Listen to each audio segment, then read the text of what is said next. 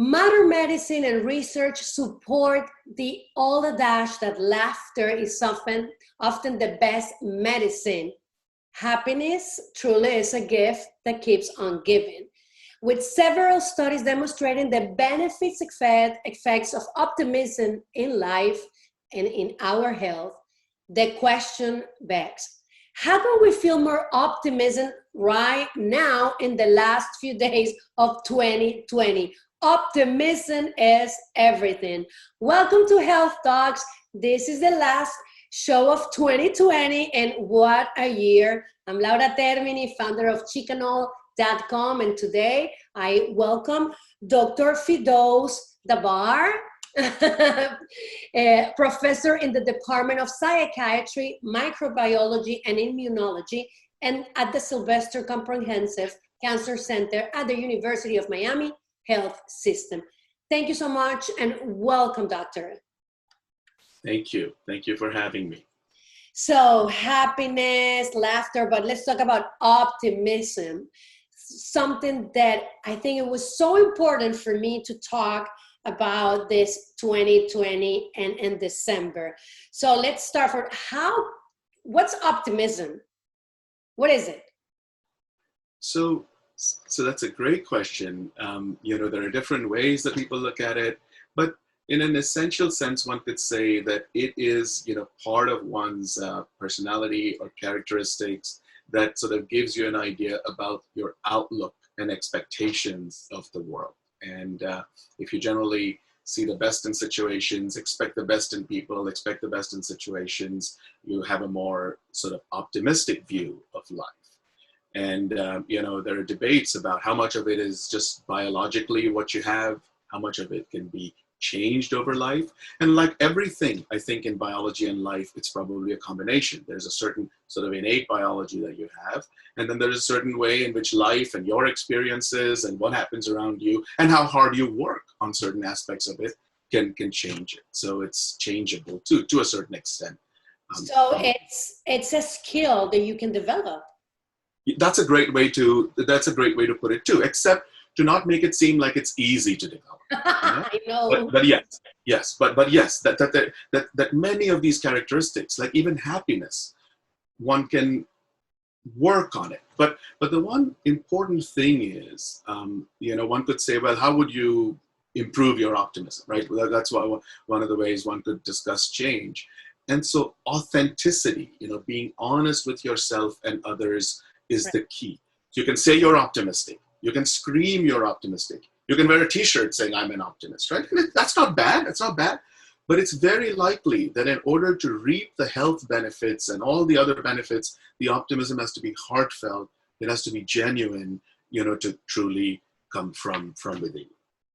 I was talking with my psychiatrist, doctor, and I'm Latin. I'm a Hispanic Latina, and it's very difficult to talk about mental health with Latinos because we have the perception since we were little that you have this aunt or this uncle and the crazy one, or if you have somebody in the family who's an artist, I'm an actress, so she's crazy because she's an artist. And it's a misperception of what really is going on in our heads as a community as well. And in Miami, we have a lot of people like me. So I was talking with my doctor about optimism in times like this one. COVID-19 happened, it's still happening, and mental health has really been something that we never spoke about before. Tell me your ideas about this. Yeah, this is very, very thoughtful question. While I was thinking about this interview, first I was, going to share like the academic information because that's important. But then when thoughts came to my mind about, some of my experiences also, I said, should I mean, not a whole lot, but should I share it? Should I not? And then I said, you know what? Yes. All of us have to be more open and share not only our successes, but also our struggles. And all of us have to respectfully and lovingly and caringly listen to one another when we are sharing our good as well as our bad. And so I don't think it's sort of just the sort of one sort of section of the population or whatever. I think we all have trouble, sharing these things, whether it's mental health, physical health, but especially mental health, like you said. And I think that now, especially with the kind of social connectivity that we have, because of the kinds of things that you are doing, we should really say, you know what, let's be more open. Let's be more supportive of one another. Let's not just share all our successes and how great we are, but also say, you know what, hey, these are my struggles. And when you hear that from someone, say, how could I help them? And if you're in a position, if you're in a strong position, just help without seeking anything, without thinking of anything you want in return. And when you're in a weak position or when you're in trouble, feel comfortable to say, you know what, these are the struggles that I'm dealing with. Everybody thinks my life is perfect, but these are the struggles that I'm dealing with. And actually in these areas, it would be great if somebody could help me. So that's how I feel about it. And if we get a chance to, depending on what we discuss, I'll sort of give you my view on how I deal with optimism and where I started and where I am and things like that. Without giving you a whole life story of myself, I'm not going to do that. So don't worry. I would love to, doctor. I would love to. Let's talk about optimism and health, because how can you increase your optimism when you are going through difficult times? For example, if you are sick or if you have somebody that you love that is sick. This year has been a challenge for COVID, as I said, the mental health by numbers, you see more and more people getting sick because their nervous system is just like a mess. People like me who are now facing, like my dad is sick. He's been diagnosed first with Parkinson's for 2 years. And now we just found out last week at Miami, the neurologist, he said that my dad has Lewy body dementia. And all those struggles, and I know that there's a lot of people like me who are having this kind of like, oh my God, it's overwhelming. But I feel like that spark that I have inside of me, I have to reignite that flame inside of me to be optimist, because sometimes like I feel like, how can I do this? Yes. So first of all, I'm sorry, and I hope that to hear what you're dealing with, and I hope that within the circumstances, as much as can be, like things stay on the good side. Understanding that everything can be good, right? It is a tough situation, but things, stay on the good side. And there are a couple thoughts that came to mind, as you were sort of discussing this topic. So one is, what can people in truly difficult circumstances do? And then the other one would be, because what can somebody who's lucky to not be in a very difficult circumstances do to be optimistic or to practice optimism, right? So the one about the situation of being somebody in a truly difficult circumstance, and I think that illness to oneself or to loved ones, friends and family around you, is one of the most difficult circumstances.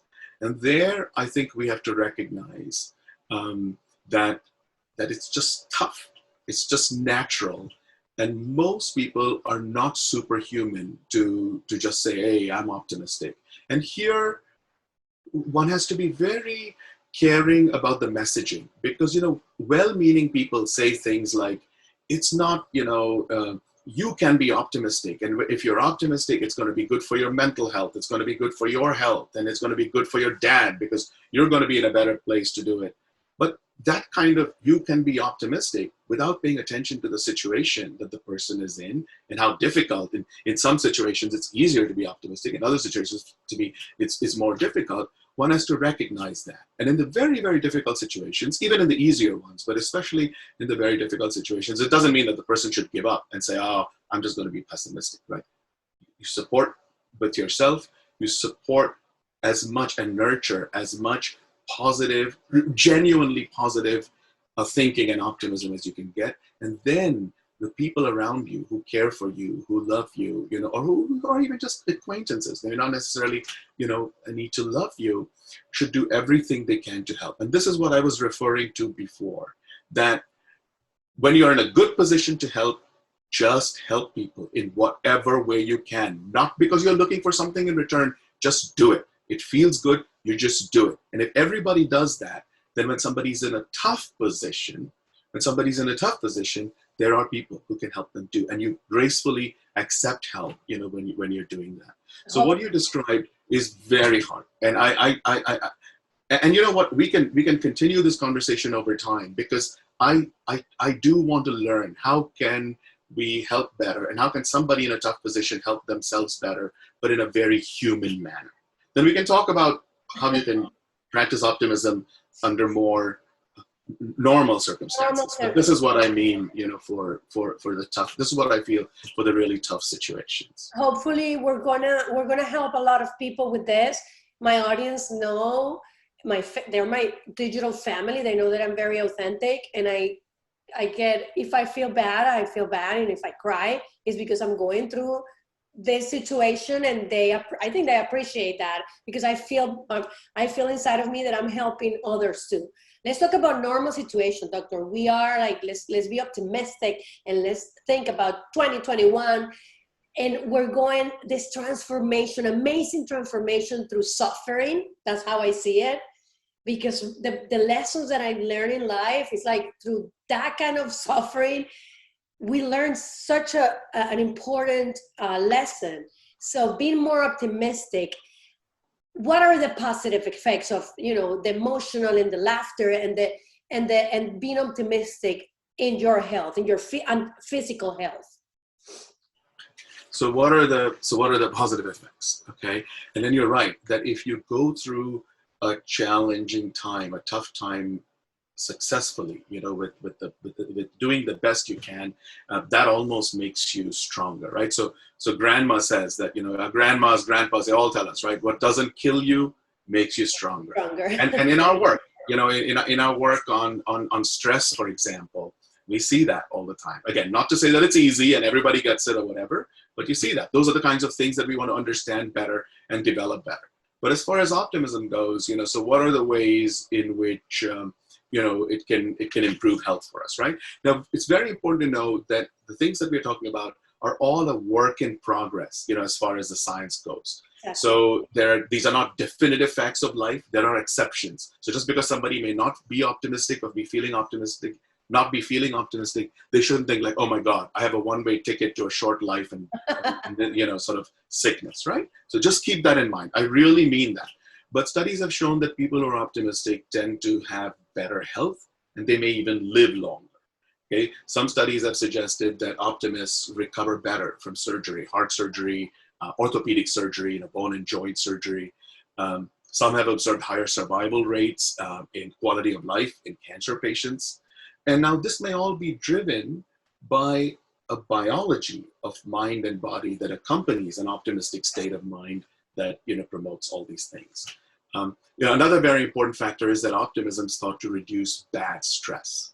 Okay, and chronic or long-term stress is bad stress, and it has so many negative effects on mind and body, on brain and body. Okay, so anything in this regard, if optimism can reduce somebody's levels of bad stress, that in itself is going to have effects through the stress pathway. But again, while talking about stress, one has to be really clear that Mother Nature did not give us stress to do bad things to us. Mother Nature gave us our stress response to protect us, to help us survive. This is a major focus of my lab's research. Wow. The difference is when the stress is long-term, it has all these bad effects. But when the stress is short-term, it's a fight or flight response. It's the kind of stress you feel before you have to do an exam or run a race or something like that. If you're in a healthy state, that short-term stress actually helps you do better in situations that involve a challenge or a threat or a danger or even a process of undergoing surgery. And we find that anything that you can do to reduce your bad stress, to reduce your chronic stress, actually helps your good stress do a better job. So an optimistic personality, an optimistic outlook, by reducing chronic stress could also help good stress do a better job. But again, just keep in mind, for everybody who may listen to this, that this is all a work in progress. Okay, you can't say definitive things, and every single thing that I'm saying will likely not apply to every single person. You talk about science, and I love that's why I love these interviews. If you're here for the first time, I'm Laura Termini, founder of chickenoil.com, and with Dr. Firdaus Dabar. You want to see this video from the beginning, just rewind it. And we're talking about mental health. We're talking about optimism, and it's such a an amazing topic to talk to. When it comes to science, what are the things that we can do on a daily basis to become or to be more optimistic? So maybe I'll sort of share it from a personal perspective, okay, rather than sort of an academic, do this, take 5 steps or whatever, right? So I used to be an extremely optimistic person, okay, very, very optimistic, genuinely optimistic. But as you go through life, you take hits and the harsh realities hit you, okay? In fact, some of the hits that I have taken in life may be because of my optimism, right? I thought the best of people and situations. And then, I expect the best, I thought the best, I trusted, and in some cases got taken advantage of, right? Got taken advantage of pretty badly. But fortunately, that didn't stop me from being optimistic. I didn't say, oh, the whole world is bad or whatever. No, I don't think that. But what I became is slightly different. Okay, I became a realistic, maybe more realistic optimist, or maybe a more cautious optimist. Okay, so I'm definitely an optimist, as an optimistic person, but I'm a little bit more cautious. But how does one maintain that? When I've thought about this, because people have asked me, friends have asked me, and they say, "Are you just saying it?" And I'm like, no. I don't believe in just saying it, right? I don't have a shirt saying I'm an optimist or whatever. So I think for me, it comes through gratitude, hard work, and having faith in people and the work. Okay, so gratitude, hard work, and having people. So I'm grateful for what I have, but I don't pretend that everything's perfect. I'm not going around saying, oh, I'm so happy, I'm so grateful. I am grateful, but I don't, pretend that everything's perfect.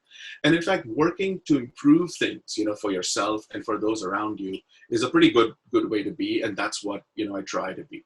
My life right now, perhaps like that of most people, has been a mix of, good things and some pretty tough, challenges. So for example, science-wise, our research on good stress and bad stress that I mentioned a few minutes ago has been groundbreaking, with potential to significantly help people, sick people, healthy people. And our publications and presentations have been greatly appreciated and recognized all over the world. So I'm very grateful for that. By truly objective metrics, one would say that my lab's research is very, very strong. But going through the highly subjective process of getting funding to do that research, okay, which all scientists' life depends on getting funding to do the research that they love. Going through that subjective process of getting funding for my research has been very, very hard for the past few years. And that is a hugely stressful thing, because here is a thing that you love, my science, I love it. I can see the hope in it, okay? But I can think like, oh my God, am I ever going to get through with enough strength in terms of the backing to do it that'll enable me to do what I truly want to do, okay? So the way I deal with this is being grateful for what I have, working very, very hard, and I have been, just in terms of time and everything, and having faith that things, will get better. And gratitude, I think, is very important, because it helps in many ways, but you need to open your eyes, okay, to see the things around you. I find that sometimes, or even not try very hard, but just be open to seeing them. And I want to give I was thinking of an example that just recent experiences have brought to the fore, and that is, my institution, the Miller School of Medicine, the Health System, and the University of Miami as a whole, right? I have really appreciated from the beginning of this year the wise, adaptive, and caring manner. And our president, Frank, always likes to say we have to be adaptive in our response to the pandemic. Okay? I really appreciate so far how they have handled it.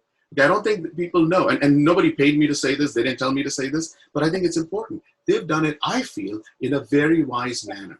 The entire medical center, UHealth, Jackson Hospital, all our frontline workers, I'm not a frontline worker, but our frontline workers, they're the real heroes. They have done a remarkable job taking care of COVID patients as well as non-COVID patients, okay? So this actually is something that I'm grateful for and helps me to be optimistic.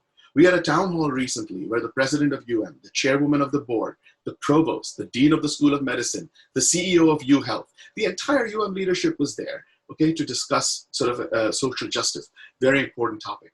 It was a terrific discussion. And at one point, somebody said, in the question answer, I think it was, how are we going to afford this? How are we going to pay for this? And Mr. Joe Echeverria, the interim CEO of UHealth, I hope he becomes permanent CEO, I was so happy and encouraged to see, he's the person who knows about the money, right?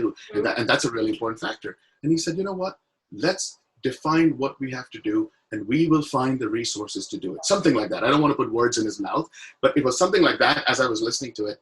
And I said, you know, this is awesome. Okay, my department, the Department of Psychiatry, we had a meeting yesterday where colleagues presented research opportunities, the work that they were doing so that residents could train with us. With the creativity, the meaningfulness, the potential impact of the work being done in our department was phenomenal. So seeing this made me grateful and made me optimistic. Okay, so I could go on like that. But to be part of an institution, that's a really good one. And I hope many other institutions are like this, can be one reason. But it's the reason why I'm saying this is one has to be open to seeing it, because it is so easy to be critical of whoever you're working for and always think like, oh, they do this, they do this, they do this. We forget to see the good. I mean, look at our roads. Okay, most of our roads are in perfect shape, but yet we'll complain about the pothole that there is, you know? So to change the mindset, not to never complain, not to not see things that are bad, because you have to see things that are bad and say that, hey, you know, this has to be corrected. But to recognize, to be open to seeing the good, because not only does that gratitude, the true gratitude, help you on its own in terms of health, but it also gives you the reason for why you can be optimistic, and that optimism will then help you. And we can... It's amazing everything that you're pointing out, and I think our audience is going to love it. This is the time that we have today. We're going to keep doing another video so I can do more with you. I would love to spend more time with you on camera so we can really share this. It's so important. I've been saying it the whole year. It's okay to take care of your body, but the mind is in your body and the mind in the brain is what you need to pay attention. So optimism as a gift that keeps giving and spreading joy to someone will leave you with a feeling of joy and gratitude this holiday season. Doctor, I feel so happy that this was the last life that we have for the 2020 and to end up in such a positive and optimism way. I thank you so much, and I think the universe and life sent you to me so we can spread joy and optimism throughout my platform. Thank you so much, Doctor.